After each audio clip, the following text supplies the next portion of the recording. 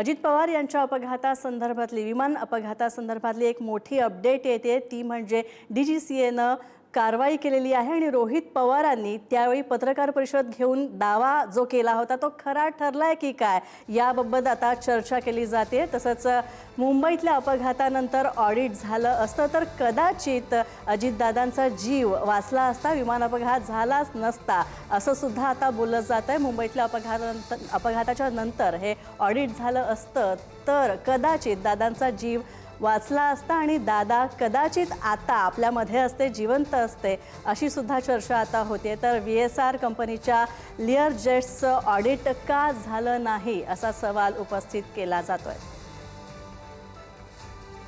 तर आपण पाहतोय VSRच्या लेअर जेटची उड्डाणं थांबवण्यात आलेली आहेत आणि ही सगळ्यात मोठी कारवाई आता करण्यात आलेली आहे। तर अजित पवार यांच्या अपघातानंतर VSR कंपनीचं ऑडिट करण्यात आलं आणि विमानात त्रुटी असल्याचं अहवालात निष्पन्न झालं, समोर आलं आणि त्यानंतर आता ही सगळ्यात मोठी कारवाई करण्यात आलेली आहे।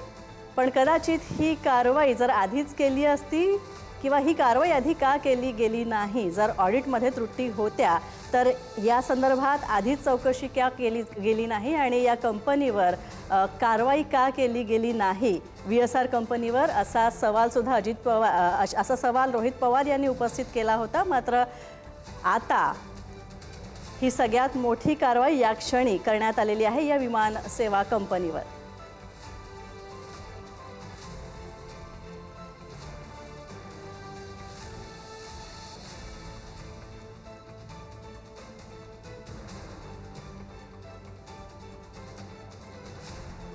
दरम्यान 10 फेब्रुवारी रोजी रोहित पवार यांनी लेअर जेटच्या 2023 मधल्या मुंबईतल्या अपघाताबाबत सवाल उपस्थित केले होते। पाहूया ते काय म्हणाले होते। दुर्दैव असं 2023 ला हा अपघात झाला पण आतापर्यंत त्याचा रिपोर्ट आलेला नाही। अजितदादांचा दुर्दैवी ऍक्सिडेंट झाल्यानंतर त्या बातम्या जेव्हा अख्ख्या देशामध्ये तुमच्या माध्यमातून त्या ठिकाणी केल्या गेल्या तेव्हा कुठेतरी DGCAला तिथं जाग आली आणि final report soon in September 2023 Mumbai layer jet असं सांगण्यात आलं। म्हणजे कुठेतरी VSRचा एक होल्ड आहे DGCAवर असं आमच्या सगळ्यांचं मत आहे। म्हणून एवढा मोठा रिपोर्ट होऊन त्या ठिकाणी तो दाबण्यात आला। मग का हा रिपोर्ट दाबण्यात आला? हा रिपोर्ट जर आतापर्यंत आला असता, तो जर सरकारपर्यंत पोहोचला असता तर मग काही गोष्टींमध्ये बदल होऊ शकले असते आणि मग आज आपले अजितदादा माझे काका हे आज आपल्या सर्वांमध्ये इथं असू शकले असते। पण हा रिपोर्ट न झाला, न त्याच्यावर चेक झालं, कसं घडलं याचा कुठेही अभ्यास त्या ठिकाणी झाला नाही। हा रिपोर्ट आजपर्यंत दाबला असं आमच्या सगळ्यांचं त्याच्यामध्ये म्हणणं आहे। तर आपण पाहतोय आमदार रोहित पवार यांनी या विमान अपघातानंतर पत्रकार परिषद घेतली होती आणि त्यांनी अत्यंत गंभीर सवाल या कंपनी बाबत उपस्थित केले होते। दरम्यान रोहित पवार यांनी काय ट्विट केलं पाहूया। VSR कंपनी कुठलेही कंप्लायन्सेस फॉलो करत नाही, तसंच अत्यंत मनमानी पद्धतीने असुरक्षितपणे विमान उडवत असल्याचा मुद्दा आम्ही वारंवार मांडत आहोत असं सुद्धा ट्विट रोहित पवार यांनी केलेलं आहे। तर आपल्या लढ्याला यश आल्याचं सुद्धा रोहित पवार यांनी म्हटलेलं आहे। आज DGCAने त्याच नॉन कम्प्लायन्सच्या मुद्द्यावर VSRची 4 विमानं ग्राउंड केलेली आहेत आणि आपल्या लढ्याला आता यश येत असलं आणि हे देखील केवळ नखा एवढं आहे, अजून बरंच काही समोर यायचं बाकी आहे असं ट्विट अशी एक पोस्ट रोहित पवार यांनी केलेलं आहे आणि उद्या सकाळी या विषयावर सविस्तर बोलेन असं सुद्धा म्हटलेलं आहे।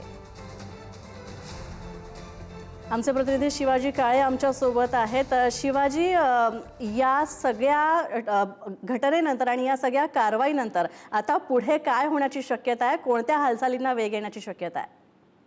एक सगळ्यात महत्त्वाचं म्हणजे ज्या रेग्युलर विमान सेवा असतात त्याची सेवा नियमितपणे सुरू राहील। मात्र जे चार्टर प्लेन भाड्याने घेतात अशी जी विमान सेवा आहे त्याला NSOP म्हणतात, ते नॉन शेड्यूल ऑपरेटर परमिट ज्याच्यासाठी हवं असतं त्यातील चार्टर फ्लाईट, खाजगी जेट सेवा, कॉर्पोरेट उड्डाणं, एअर अँब्युलन्स सेवा, हेलिकॉप्टर सेवा आणि VIP उड्डाणं या सगळ्यांना DGCAची जी नवीन नियमावली आहे त्या कठोर नियमावलीचं पालन करूनच उड्डाणं करावं लागणार आहे।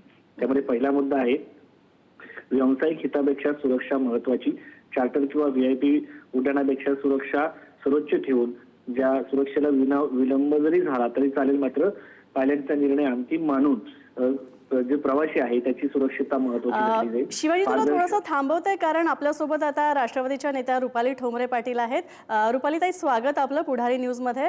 रुपालीताई, तुम्ही सुद्धा याची चौकशी व्हावी अशी मागणी केली होती आणि आता ही कारवाई झालेली आहे, तुमची प्रतिक्रिया? एक लक्षात घ्या, डीजीसीए कधी देते हा रिपोर्ट? आज देते, ज्यावेळी माननीय उपमुख्यमंत्र्यांचं अपघातामध्ये निधन झालं त्याच्या दुसऱ्या दिवशी त्याची उड्डाणं थांबवायला पाहिजे होती आणि त्या विमानांना परवानगी देणारे हेच महासंचालक आहे. म्हणजे कोणीतरी यातला करप्टेड जो अधिकारी आहे त्याच्या या गोष्टीमुळे आज राज्याचे उपमुख्यमंत्री आपल्यामध्ये नाही आहेत. आणि जर एखाद्या उपमुख्यमंत्र्यांचा तपास एवढा उशिरा होत असेल तर सर्वसामान्य लोकांनी काय त्याच्यामध्ये न्यायाची अपेक्षा ठेवायची? तुम्ही महिन्याभरानंतर आज ती उडाणं बंद करतायत.